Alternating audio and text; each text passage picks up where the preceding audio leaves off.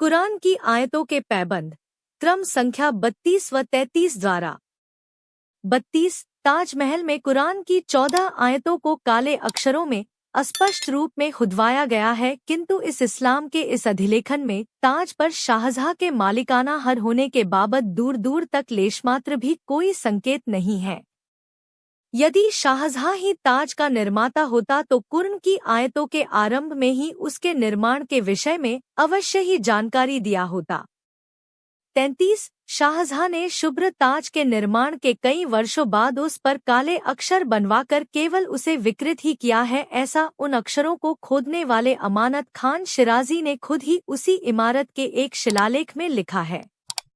कुरान के उन आयतों के अक्षरों को ध्यान से देखने से पता चलता है कि उन्हें एक प्राचीन शिव मंदिर के पत्थरों के टुकड़ों से बनाया गया है।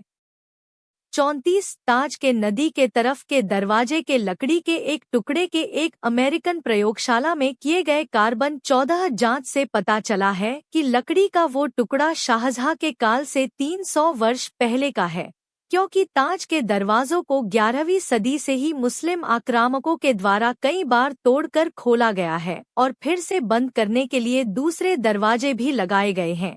ताज और भी पुराना हो सकता है।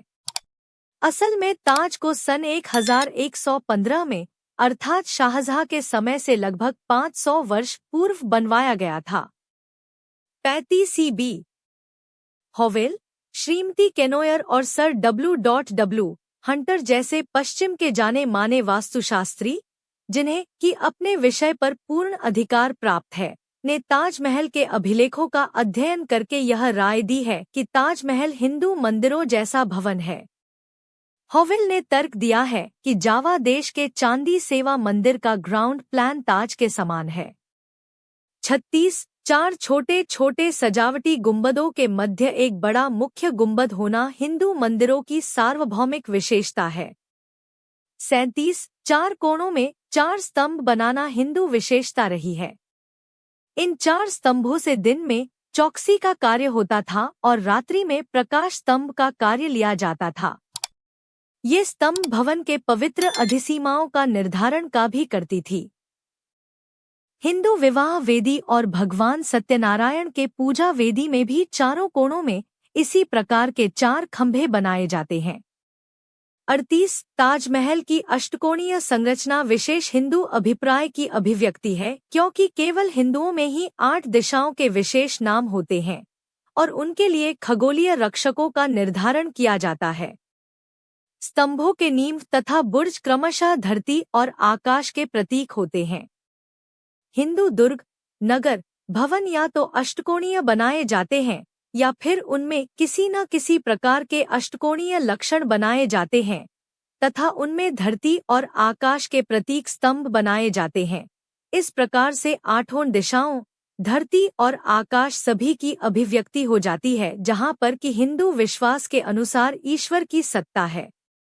39 ताजमहल के गुंबद के बुर्ज पर एक त्रिशूल लगा हुआ है। इस त्रिशूल का प्रतिरूप ताजमहल के पूर्व दिशा में लाल पत्थरों से बने प्रांगण में नक्काशा गया है। त्रिशूल के मध्य वाली डंडी एक कलश को प्रदर्शित करता है, जिस पर आम की 2 पत्तियां और एक नारियल रखा हुआ है। यह हिंदुओं का एक पवित्र रूपांकन है। इसी प्रकार के बुर्ज हिमालय में स्थित हिंदू तथा बौद्ध मंदिरों में भी देखे गए हैं। ताजमहल के चारों दिशाओं में बहुमूल्य व उत्कृष्ट संगमरमर से बने दरवाजों के शीर्ष पर भी लाल कमल की पृष्ठभूमि वाले त्रिशूल बने हुए हैं। सदियों से लोग बड़े प्यार के साथ परंतु गलती से इन त्रिशूलों को इस्लाम का प्रतीक चांद तारा मानते आ रहे हैं और यह भी समझा जाता है कि अंग्रेज शासकों ने इसे विद्युत चालित करके इसमें चमक पैदा कर दिया था, जबकि इस लोकप्रिय मानना के विरुद्ध यह हिंदू धातु विद्या का चमत्कार है, क्योंकि यह जंगरहित मिश्र धातु का बना है और प्रकाश विक्षेपक भी है। त्रिशूल के प्रतिरूप का पूर्व दिशा में होना भी अर्थसूचक है, क्योंकि हिंदुओं में पूर्व दिशा को उसी दिशा से सूर्योदय होने के कारण विशेष महत्व दिया गया है।